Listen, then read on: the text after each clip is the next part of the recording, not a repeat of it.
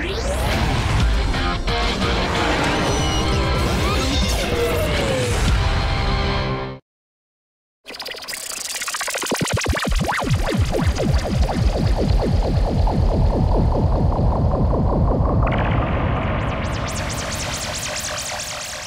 Maranello to work on preparation for the forthcoming Canadian Grand Prix, Fernando Alonso gives us his talk in the wake of the Monaco race and analyzes what will be the key factors in the Montreal round.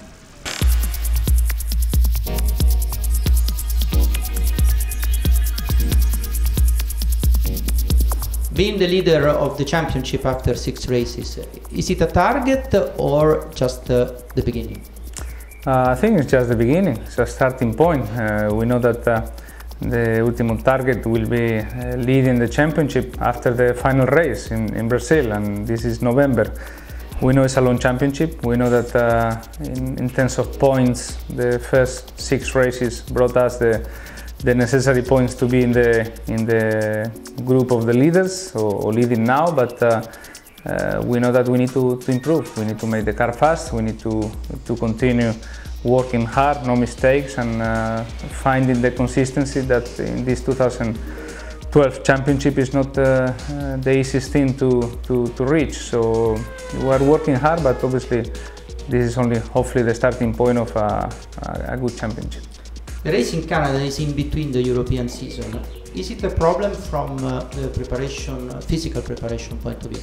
No, it's not affecting too much the driver point of view of approaching Canadian Grand Prix.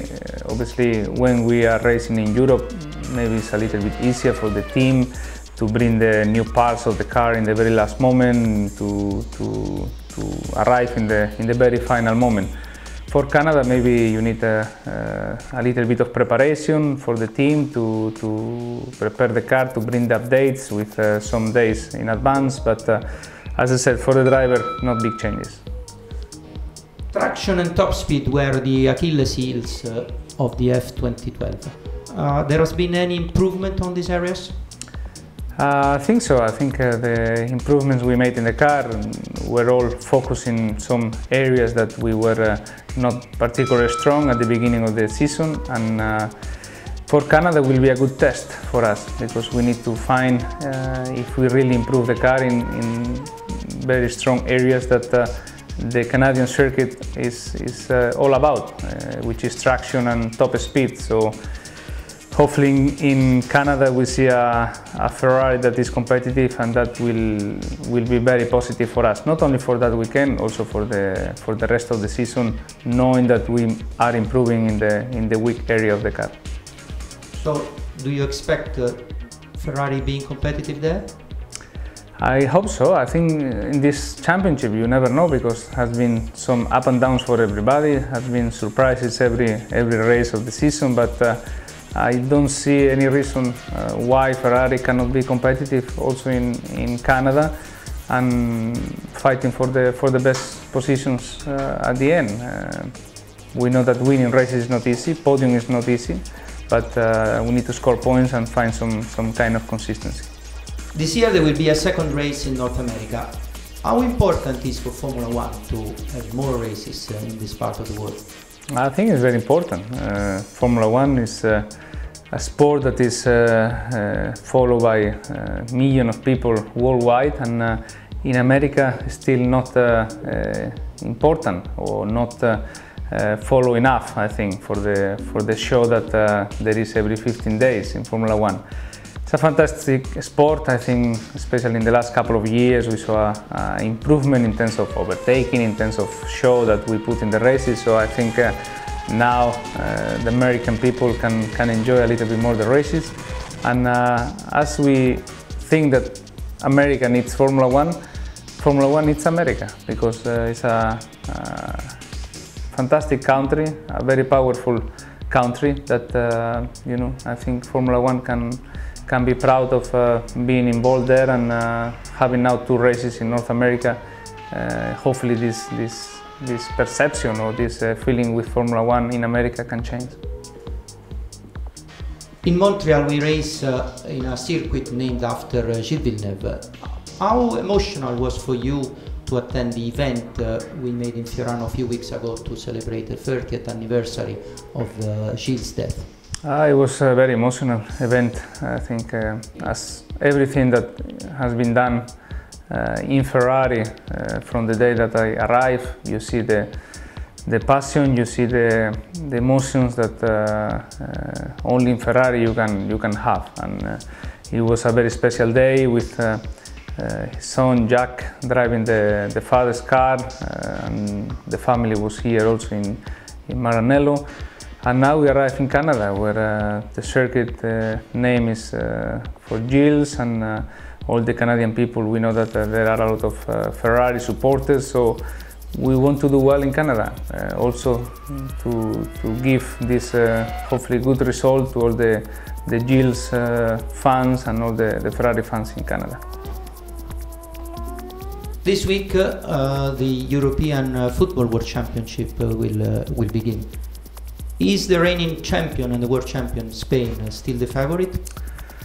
I think I have to say yes. If I say Spain is not favorite for European football, will be a lie, because Spain has been very strong in football in the last couple of years. The team is more or less the same, with some youngsters that joined the team. So I think they are playing well, and they will be there fighting. Winning the European Championship is never easy, and sometimes when you go like two favorites, there is some kind of relax in the team, or some kind of possibilities to make some mistakes. So winning is a different matter, but favorites, I think yes, I think Spain is one of the best. And do you think who will be the star of the tournament? Star, you never know. I love how Iniesta plays, so maybe I think he can make difference before or later in one match, and it's very nice to watch him. Sunday, the day of the race, there's also Italy against Spain in the European Championship. If you can win the race, but Italy beats Spain, will be anyway a good day for you?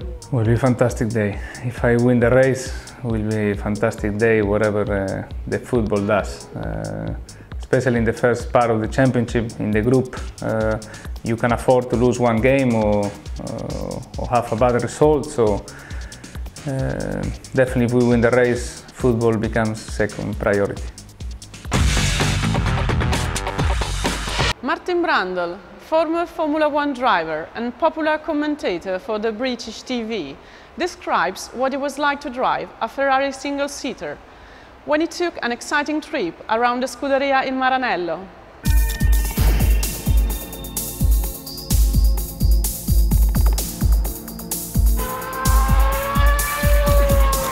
Martin, driving the Ferrari F10 was something different for you? No doubt about it. It was a special privilege. You know, in the cold light of day, every car is made of carbon fibre, it's got an engine and a gearbox, and this one happens to be painted red, but it's of course much more than that. It's the history, it's the feeling when you're at the factory. It's incredible to have the test track just outside the door where they're building the cars, and then you think about the history. In my mind when I was a kid, seeing the images of Lauda or somebody coming in to the forecourt there, the test track, and experiencing this and having the mechanics working on the car and feeling part of the team, which is something I dreamed about when I was a professional Formula One driver.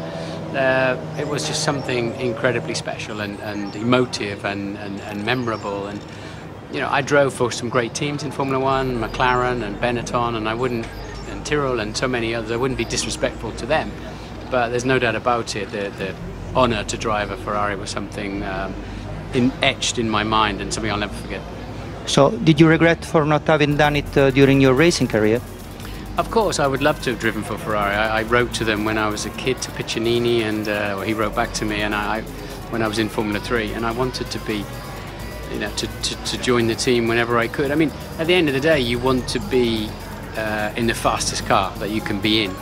But if that also happens to be a Ferrari, I think it's every driver's dream to win in a Ferrari. Not necessarily just to drive it for the sake of driving it, but to be successful in this car, to join the list of famous Ferrari drivers. You drove an F10, an almost world champion winning car. How did you find it? I find the cars unbelievably good now, and so in some ways disappointingly good, because of course I was 1 second off the pace of the Fiorano time that Maurizio said the car should do, so unless you're really on the limit, you're not pushing the cars. But having said that, having never driven the car, I don't really know the track, you can get in, you can push like crazy because they stop, they turn, you can't miss a shift, and they're the perfect racing cars. In my early career especially with the turbocharged cars I used to race in the 80s, your first job was to stop the car from crashing. And if you could get to the end of a Grand Prix, it was an unusual thing because reliability was so poor. Now you're looking for fractions of a second, for minute differences of where you brake, where you turn in. So the discipline has changed completely. But in your life as a racing driver, every minute of the day, every time your eyes are open, you always want to improve your car. So I had these cars that were twisting, hard to drive, scary. If you crashed, you broke your legs, and you could only dream of making it as good as the cars they have today. They're very lucky today. So if you could have made a choice, better to drive one of these cars or the one of your age? It's always easy to think that your era was the best era, whoever you are. But I would unquestionably drive one of these cars because, I limp because I've smashed up my feet in a Tyrrell that was made of honeycomb material. It was made of nothing basically. And the people before me were, in the 70s they were getting burned, in the 60s they were just getting killed or thrown out of the car like in the 50s. And they were terrible times, and these cars are so much safer. You can really push them to the limit, and the drivers, I think it's greater pleasure to be a Formula One driver today than in the past. And what was your feeling visiting Maranello headquarters? To visit Maranello, obviously it's quite a traditional factory, and if you've come from, let's say, the McLaren factory or all the, I go to all of the factories. And in a way, I was quite surprised when I went. For the first time ever, we had completely open door. Everybody made us welcome. Mr. Di Montezemolo was taking us around various places, and you made us very welcome. And suddenly we were sitting in the workshop where all these championship-winning cars had been built over the decades. And I was looking around and thinking, this is so traditional, this is so different. And the cars parked outside, and just I guess it's a more Italian flavour, a different way of doing it, but as ever, it has the same result, and it's about how fast the car is, not how shiny the factory is. So I liked the history and the heritage of it. I liked the feeling, but it was very traditional. And I was being driven by Montezemolo around the hills of Maranello. Being driven by Mr. Di Montezemolo through Maranello in an FF, going quite fast. We have pictures with me, and I looked really scared because every so often he wanted to demonstrate to me the performance of the FF, which he did, up the hill, out the back, and it was good because he's always got plenty to tell you. He always wants to sell you a car as well, but that's what you expect. But I love, we got some great stuff from Luca, and his passion for Formula One, his knowledge and his history in Formula One. So it's a great privilege. Do you like the current Formula One? Yes, I do. I think the last boring season we had in Formula One was all your fault. It was 2004 when you dominated. And since then it's been incredible. Been so much action, and I love it. I love I'm well over 400 races I've been to now with driving and television. And so I'm so excited about it. I love the way it is now. I love the way we have reliability with the cars, the close action, the strategy. I think Formula One's never been better. I need just one name for the final answer. You are one of the most important F1 pundits. Who's going to win 2012 World Championship? The fastest driver will win, of course. And who is? I think there are three amazing drivers out there, which is Hamilton, Alonso and Vettel. Very, very, very close, and actually probably joining the list now is Button, I would say, and others are very close too. I don't know if you can get the car right for Fernando fast enough, So I would, and Vettel's a bit behind, so right now my money's on Hamilton. Thank you, Martin.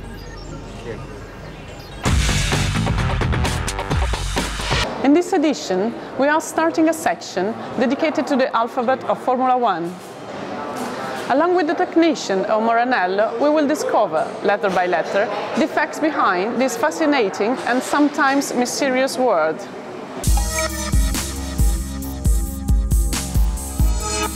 Anti-dive is the effect of the front suspension, where the kinematics of the front suspension stop the front of the car diving under braking. So the brake effort that goes into the upright stops the front of the car pitching down and helps keep the front of the car more stable.